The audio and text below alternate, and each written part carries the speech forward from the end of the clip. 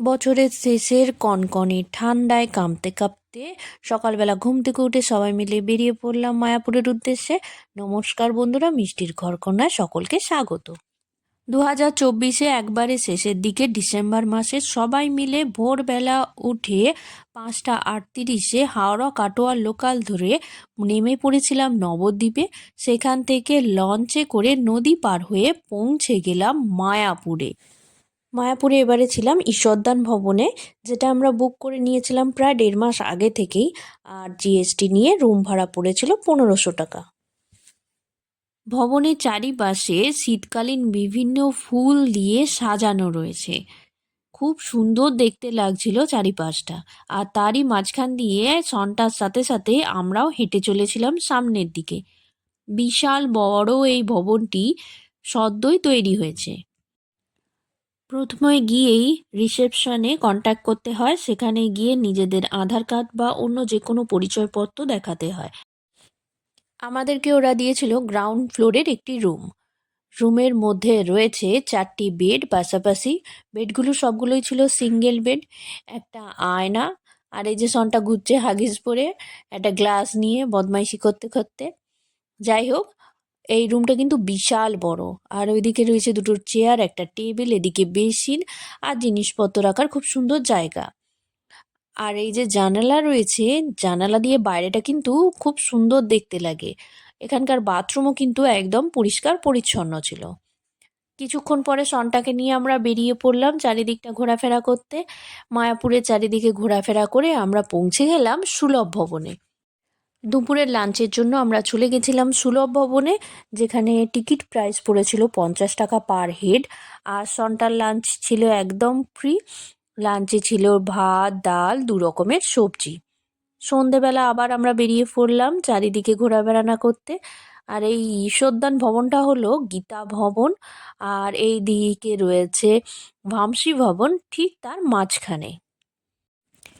ঈশ্বরদান ভবন থেকে হাঁটা পথে 3-4 মিনিট এগোলেই হচ্ছে আমাদের মায়াপুরের মন্দির।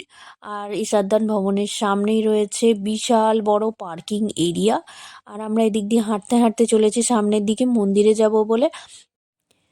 কিছু দূর হাঁটার পথে সন্টা তার দাদু ঠাকুমার বাবাকে নিয়ে মন্দিরের দিকে এগিয়ে যায়, আর আমি চলে গেছিলাম গোবিন্দা প্রসাদম রেস্টুরেন্টে একটু চা আর কিছু স্ন্যাক্স খাবো বলে।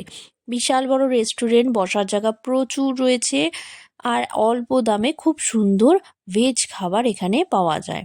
তো আমি নিয়ে নিয়েছিলাম 2টো সিঙ্গারা আর 1 কাপ চা, যেটা আমার পড়েছিল 30 টাকা।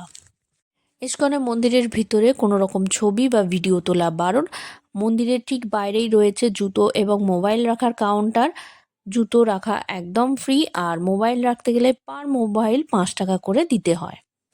মোবাইল কাউন্টারে জমা দেওয়ার পরে ওরা একটা টোকেন দেবে, আর ফেরত নেওয়ার সময় এই টোকেনটা ওদেরকে দেখিয়ে মোবাইল ফেরত নিতে হবে। মন্দিরে বেশ কিছুক্ষণ সময় কাটিয়ে আমরা হোটেলে চলে এলাম। আর সন্টা চলেছে এবার রাতের ডিনারে, তার টিফিন বক্স হাতে করে নিয়ে গুটি গুটি পায়, কারণ ও তো রেস্টুরেন্টে খাবে না, ওর খাবারটা ওখান থেকে নিয়ে আসা হবে। আমরা আজকে খেয়েছিলাম ঈশ্বরদান ভবনের রেস্টুরেন্টে। এখানে খেতে গেলে আগে থেকে কুপন কেটে নিতে হয়। কুপনের প্রাইস 100 টাকা পার হেড। আর সন্টার খাবার সম্পূর্ণ বিনামূল্যে। বিশাল বড়, খুব সুন্দর পরিষ্কার পরিচ্ছন্ন রেস্টুরেন্ট। আর খাবারের মেনুতে ছিল ভাত, রুটি, পাঁপড় ভাজা, বেগুনি, একটা ভাজা ডাল, বাঁধাকপি, চানা মশলা, মিষ্টি।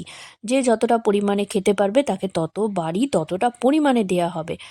সনটা ওখানে শুধু বসে বসে পাঁপড় ভাজা খেয়েছিল, আর সনটার ভাত ডাল আমরা ওখান থেকে ওর টিফিন বক্সে করে ভরে নিয়ে এসে রুমে খাইয়ে দিয়েছিলাম। খাওয়া দাওয়া সেরে রাতে সুন্দর করে লম্বা ঘুম দিয়ে পরের দিন সকাল সকাল উঠে রেডি হয়ে মায়াপুর থেকে লঞ্চ ধরে এগিয়ে চললাম বাড়ির পথে।